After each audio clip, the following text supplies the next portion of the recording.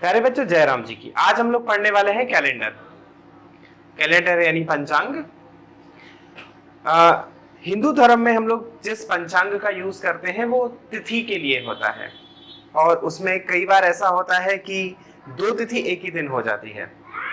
वर्तमान समय में जिस चीज का प्रचलन हो गया है वो है कैलेंडर, और इसमें शुद्ध 12 महीने होते हैं। कभी कोई महीना ना बढ़ता है ना कम होता है, और ना कोई डेट ओवरलैप होती है, यानी 1 से लेके 31, 1 से लेके 30, 1 से लेके 28 या 1 से लेके 29, हमेशा यही जो सेम मंथ है उसमें वो सेम चलेगा। यानी जनवरी में अगर 31 दिन होते हैं तो 31 होंगे, फरवरी 28 29 की होती है तो होगी, मार्च 31 और अप्रैल 30, तो ऐसा ही होगा। इन शॉर्ट, जब हम कैलेंडर यानी अंग्रेजी कैलेंडर की बात करते हैं जिसमें मंथ जनवरी फरवरी होते हैं, वहां एकदम प्रॉपर दिन होते हैं। लेकिन जब हम पंचांग की बात करते हैं तो वहां चीजें कुछ और हो जाती हैं, और इस वीडियो का पंचांग से कोई लेना देना नहीं। हम लोग शुद्ध अंग्रेजी कैलेंडर की बात करेंगे, और इस वीडियो में हम लोग बात करेंगे कि दी हुई तारीख में कौन सा दिन पड़ेगा, ये कैसे याद करते हैं। इसके लिए कुछ बातें आप लोग ध्यान रखना। एक तो बेसिक फॉर्मूला है इसके लिए, x plus y plus z plus d upon 7। कब कहां कैसे क्या यूज करना है आप इसको समझना, और कैलेंडर का एक और वीडियो बनाएंगे और एक नए तरीके से कैसे डेट निकालते हैं हम ये भी आपको सिखाएंगे। लेकिन पहले आज वाली वीडियो समझते हैं।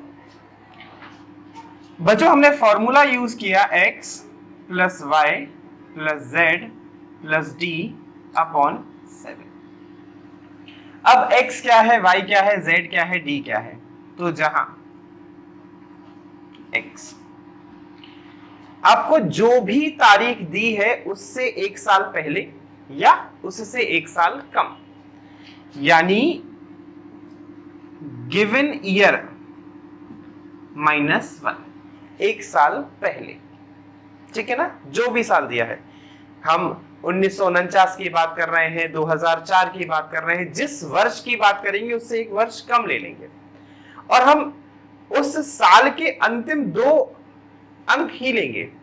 जैसे अगर हम बात कर रहे हैं 1998 की, तो हम लोग x का जो वैल्यू लेंगे वो 97 ले लेंगे। अगर हम लोग बात कर रहे हैं साल 2017 की, तो हम x का जो वैल्यू लेंगे वो 16 ही ले लेंगे। यानी दी हुई साल से 1 साल पहले लेंगे और उस साल के अंतिम 2 अंक ले लेंगे केवल। ये हमारा x हो जाएगा बच्चों। अब बात करते हैं कि ये y क्या है। जो भी आपका x का मान है, जब आप उस x के मान में 4 से भाग दोगे तो जो भागफल आएगा वो भागफल ही आपका y कहलाएगा। अच्छा, आपको विशेष बात क्या ध्यान रखनी है कि आपको दशमलव नहीं लेना है, आपको पूर्ण संख्या लेनी है। इस बात को भी अगर हम समझने की कोशिश करें तो जैसे हमारा वर्ष 1998 में x का जो वैल्यू था वो 97 था, क्योंकि 1 साल कम लेना है, 1 साल पीछे का लेना है। तो जब हमारा x का वैल्यू 97 होगा और हम उसे 4 से विभाजित करेंगे तो 4 दूना 8, 1 बचा 7 आया, तो 17 तो आता नहीं है, तो पूर्ण संख्या क्या होगा, 4 चौको 16। बस ये जो पूर्ण संख्या आई 24, ये लेंगे हम लोग, ये हमारा y बन जाएगा।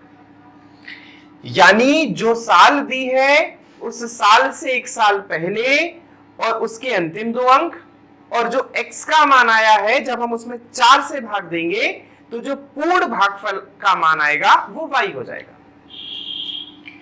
बच्चों, अगर हम 19वीं शताब्दी की बात करेंगे, 90th सेंचुरी, 1900 के लिए, जिसमें 1949, 50, 51, 1959, कुछ भी 1900 का है, उसके लिए z का मान 1 होगा और 20 के लिए इसका मान 0 हो जाएगा। यानी हम कहेंगे 15 अगस्त 1947, तो 1947 की बात हुई है, तो ये जो z है इसका मान हम 1 रखेंगे और हम कहेंगे 15 अगस्त 2014, तो 2000 यानी 20वीं शताब्दी की बात हुई है, तो z का मान हो जाएगा 20। तो ये दोनों बच्चों किसके मान आए, z के मान आए। 1900 के लिए 1 और 20वीं शताब्दी के लिए 0। अब बात करेंगे कि ये डी कैसे निकलता है।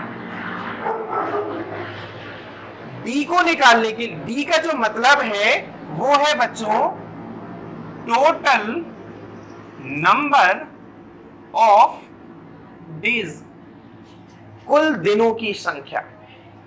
अब प्यारे बच्चों, कुल दिनों की संख्या निकालने के दो तरीके हैं। एक तो आप पूरे महीने लिख लो, जनवरी, फरवरी, मार्च, अप्रैल, मई, जून। जनवरी में दिन होते हैं 31, फरवरी में या तो 28 या तो 29, मार्च में 31, अप्रैल में 30, मई में 31, जून में 30।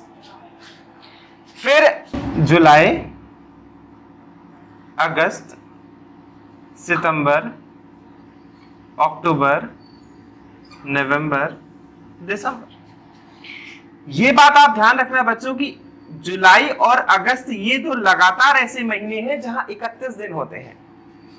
फिर सितंबर में 30, अक्टूबर में 31, नवंबर में 30 और दिसंबर में 31।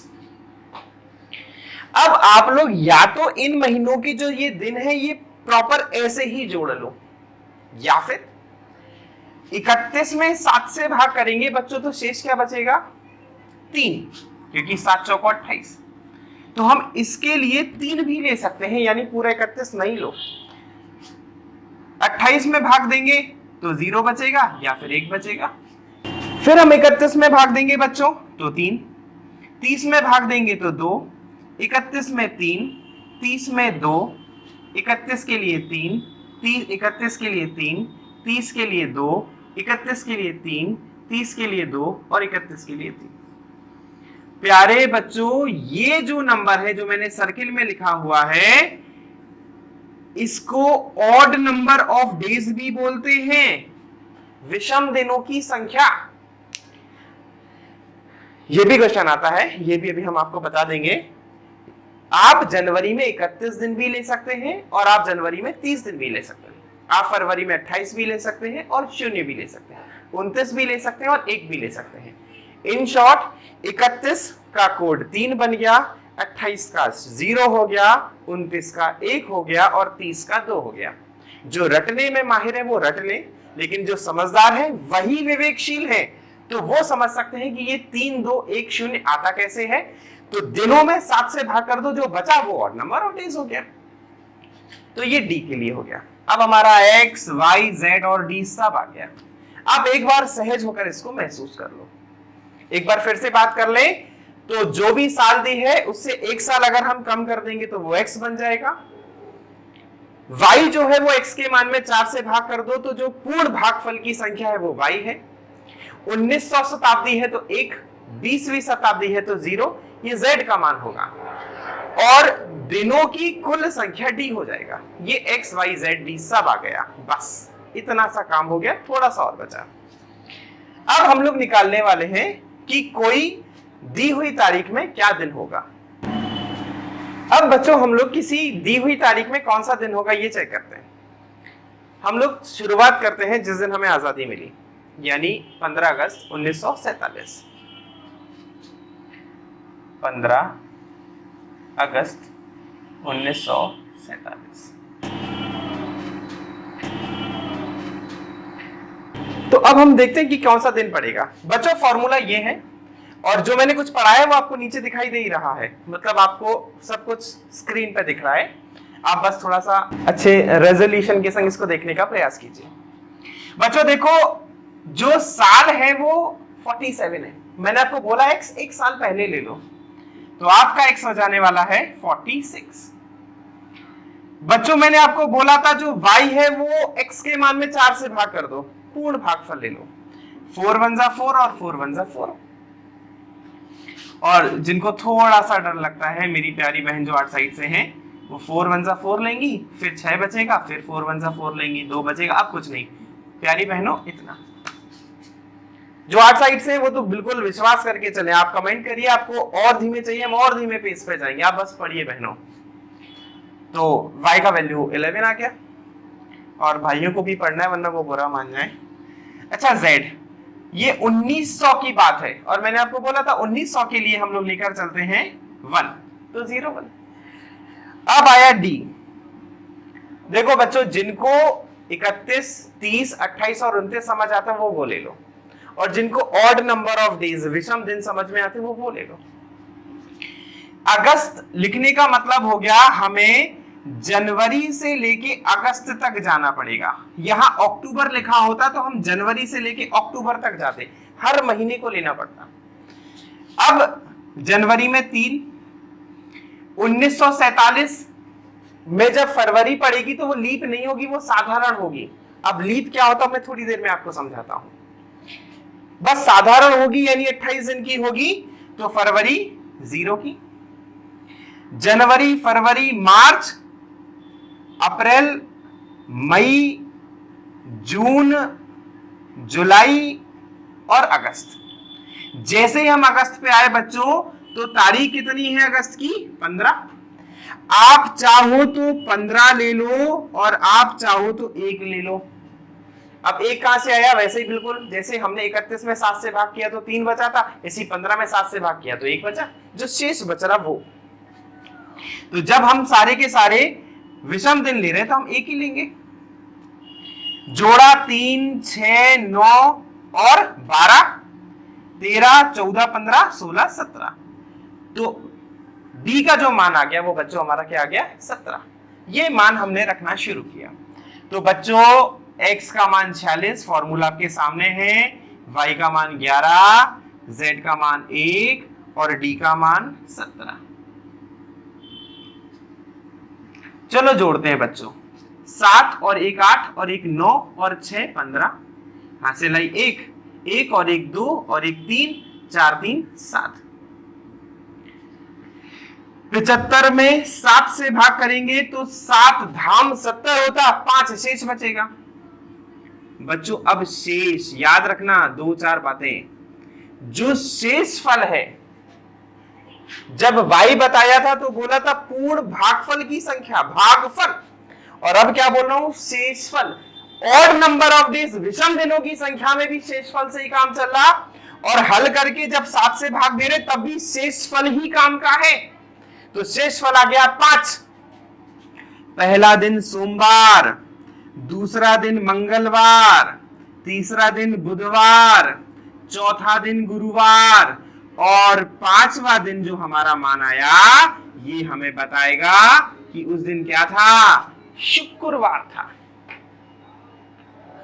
इसको ऐसे भी याद कर सकते हैं कि कभी वो पूछे जिस दिन हमारा देश आजाद हुआ क्या है, तो हम याद रखें कि भैया शुक्र है, हमारा देश आजाद हो गया तो शुक्रवार है। आपको जो सहज आ जाए निकाल लेना, लेकिन आना चाहिए। तो जिस दिन देश आजाद हुआ उस दिन शुक्रवार था, यानी फ्राइडे था। होप्स आपको पूरी बात समझ में आ गई होगी। हम लोग एक डेट और निकालते हैं, बस एक और डेट हम लोग निकालते हैं। 23 मार्च 1931। अब आप लोग मेरे से पहले करिए, मैं थोड़ा धीमे करता हूं अपने प्यारे भाई बहनों के लिए, और आप लोग फटाफट बताइए। जिन्होंने x का मान 30 लिखा खूब बढ़िया, जिन्होंने 30 में 4 से भाग दिया 7 चौको 28 7 लिखा खूब बढ़िया, z का मान 1900 के लिए 1 आता खूब बढ़िया, और अब d लिखना है। जनवरी के 3 दिन, 1931 साधारण वर्ष है अर्थात फरवरी 28 दिन की होगी तो 0। जनवरी, फरवरी और मार्च की तो 23 तारीख आई गई, या तो 23 ले लो या 23 में 7 से भाग करो तो शेषफल क्या बच रहा? 2। तो डी भी आ गया। सब आ गए प्यारे बच्चों, जोड़ दो। 30 + 7 + 1 + 5 डिवाइडेड बाय 7। प्यारे बच्चों 30 और 7 37, 37 और 1 38, 38 और 5 43/7, 7 छिंग 42, तो 1 बच रहा शेष। जो शेष फल है वो 1 है, और 1 अर्थात सोमवार। तो सोमवार का वो दिन था, वो मनहूस दिन था जिस दिन हमारे बहुत प्रिय प्यारे शहीद भगत सिंह, उनके संग उनके 2 मित्र शहीद राजगुरु और शहीद सुखदेव जी को फांसी दी गई थी 23 मार्च 1931। हम सबके, हम युवाओं के आदर्श, हम सबका सब कुछ, शहीद भगत सिंह, शहीद सुखदेव, शहीद राजगुरु को सोमवार के दिन फांसी दी गई थी। होप्स आपको कैलेंडर समझ में आया हो, और कैलेंडर से भी ज्यादा समझदार वाली बात कि आप भगत सिंह जी को भी समझो, उनके आदर्श पर चलने की कोशिश करो। 2 बात और रह गई थी, वो इसमें मैं क्लियर कर दूं। मैं 2 बार मैंने अभी जब इसको सॉल्व किया तो मैंने आपको लीप वर्ष, अधिवर्ष बोला, लीप ईयर। प्यारे बच्चों, LEAP लीप ईयर, इसको अधिवर्ष भी बोलते हैं। तो ये क्या होता है? जब फरवरी जो है वो 28 दिन की ना होकर 29 दिन की हो जाए, यानी फरवरी माह में 29 दिन जिस साल पड़ते हैं वो साल अधिवर्ष कहलाती है। अब इसके पीछे क्या लॉजिक है तो मैं आपको जल्दी एक और वीडियो दूंगा जिसमें मैं मोशन ऑफ अर्थ, पृथ्वी की गतियों के बारे में बताऊंगा। पृथ्वी 2 प्रकार की गति करती है, एक परिक्रमण, एक परिभ्रमण, रोटेशन और रिवॉल्यूशन। तो जब पृथ्वी सूर्य के चारों तरफ घूमती है ना, तो उसे जो टोटल टाइम लगता है वो 365 दिन, 6 घंटे, 56 मिनट और 0.04 सेकेंड लगते हैं। तो इन सब से करते करते हर 3 साल का एक एक एक एक एक, एक जोड़ते, यानी 5 घंटे 56 मिनट 0.04, मैंने 6 घंटे शायद बोल दिया था, तो 5 घंटे 56 मिनट 0.04 सेकेंड जुड़ते जुड़ते वो पूरा 24 घंटा हो जाता है 4 साल में। और वो 24 घंटा मतलब एक दिन बढ़ गया, और वो एक दिन इस फरवरी माह में जोड़ दिया जाता है। तो फरवरी में 29 दिन क्यों होते हैं, जो अक्सर बच्चा पूछता है, जिसके अंदर का ये भाव होता है कि इसमें क्यों 29 हुआ, तो उसका पीछे का कारण ये रहा। तो जब फरवरी 29 दिन की हो जाती है तो उसे लीप वर्ष यानी अधिवर्ष बोलते हैं। और हमें ये ध्यान देना है कि जो वर्ष चल रहा है वो लीप वर्ष है या नहीं।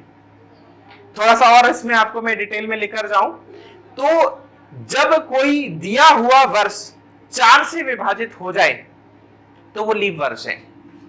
जब जैसे 2004 लिखा, ये 4 से डिविजिबल है, हाँ, तो ये लीप ईयर है, ये LY है, अधिवर्ष है। मैं आपसे कहूं 2007, ये 4 से विभाजित नहीं है, तो ये कौन सा है, SY, साधारण वर्ष है। 1998 4 से डिविजिबल होगा क्या? मैंने आपको डिवीजन का रूल पढ़ा है, अंतिम 2 अंक अगर 4 से विभाजित हो तो क्या हो रहा, 4 दूनी 8, 1 नहीं हो रहा, तो ये भी कौन सा है, साधारण वर्ष है। इसमें थोड़ा और चले जाए तो जब शताब्दी दी हो, शताब्दी मतलब 1600, 1700, 1800, 1900, 2000, 2100, 2200, जब ऐसा हो तो हम 4 से विभाजित ना करके 400 से विभाजित करते हैं। एक क्वेश्चन प्यारे बच्चों कि 1700, 1800, 1900 और 2000 में से लीप वर्ष कौन सा है? याद रखना, जब शताब्दी नहीं हो तो 4 से विभाजित करते, लेकिन जब शताब्दी दी हो तो 400 से विभाजित करते। 400 से इसको विभाजित करेंगे नहीं होगा, इसको करेंगे नहीं होगा, इसको करेंगे नहीं होगा, इसको करेंगे हो जाएगा। यानी 2020th सेंचुरी जो है वो एक लीप वर्ष है, यानी इसमें फरवरी 29 की होगी, लेकिन इसमें और इसमें फरवरी 28 की होगी। होप्स आपको कैलेंडर समझ में आया होगा। आप कैलेंडर पर बेस्ड खूब सारे क्वेश्चन लगाइए, और सबसे अच्छा तरीका खुद की date of birth, mummy papa भाई बहनों की डेट ऑफ बर्थ, सबकी डेट ऑफ बर्थ निकालिए, दिन बताइए, मजा आ जाएगा। जय राम जी की बच्चों।